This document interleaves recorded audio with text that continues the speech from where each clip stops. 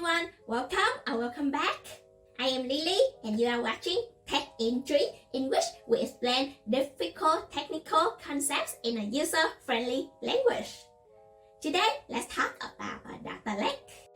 In the last video, we learned what a data warehouse is, and through a very structured data engineering approach, extract, transform, and load, you are able to build business intelligence products such as dashboard and reports without having to go through every single operational database.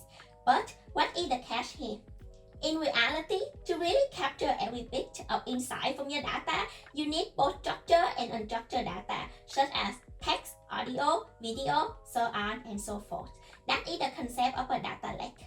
And why a data lake was created. Unlike a data warehouse, a data lake is nothing but a huge centralized repository where you can store both structured and unstructured data all together. So we look at it as a repository where we can store structured, unstructured, or semi-structured data coming out of any kind of system or sources. It can be a data coming in a batch mode or may also coming in real time or near real time. There is absolutely no restriction as to what kind of data you store in the data lake or how you store data in data lake. Most cool feature of a data lake is that you really don't have to think on the use case you want to implement before you get the data in. So you don't need to impose any structure to the data lake. And the best practice is to incrementally build your data lake. Now, let's take a look at some of the benefits that a business may get from implementing a data lake in contrast with a data warehouse. So, as a single source of truth, eliminate data silos and bring everything to a central place and offers schema on read.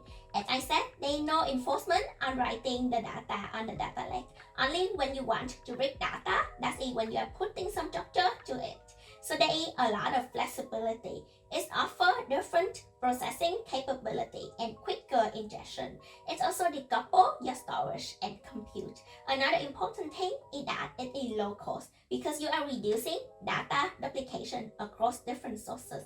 It also decouples your storage from compute. So imagine that you have your storage here in S3, AWS, and then you have some application that may be running on EC2.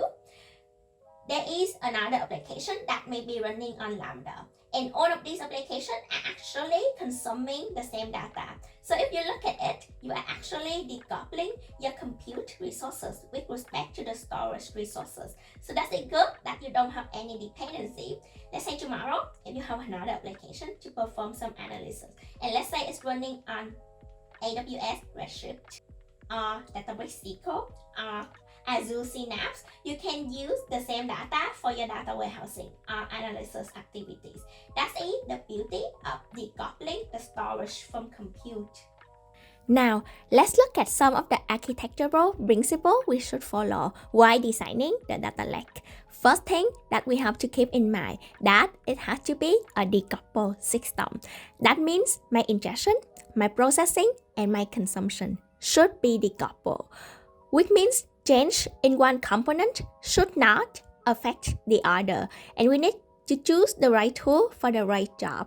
For example, if I just talk about one of the layer, ingesting data, I need to think about what my data structure is, how am I going to access it, how am I going to ingest the data in it, and based on that, I will choose the right tool and will not stick to one tool for everything. Another important aspect is identifying hot, warm, and cold data. It essentially means there would be certain data that will be used very, very frequently, maybe for my ETL pipeline or for analytics. Is it frequently used? So that's practically my hot data. Then there is data which is used but not that frequently. So that comes into the category of warm data. And the cold data is the one which is highly used but you need to preserve it for compliance purposes. So accordingly, you need to decide the storage strategy. And we should also leverage managed or serverless services to upload heavy lifting and maintenance of clusters, so you can focus on business logics. We should design our data lake as immutable, means once it is stored, data should not be modified or deleted. It is also known as event journaling design pattern. There are multiple layers of data in your data lake, like at ease, process, and aggregating. So you are maintaining own version of your data in the data lake. And another important aspect is of course cost while designing the system.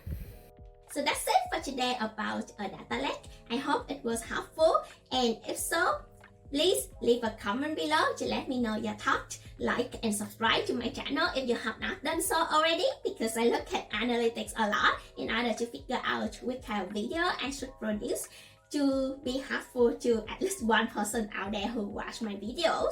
Next time, we're gonna talk about a data lakehouse and how it is able to address the challenges of both a data warehouse and a data lake, while reducing the operational cost of having to keep up with two different systems in an enterprise environment. So stay tuned. Until then, thank you so much for watching, and I will see you in the next video. Bye bye.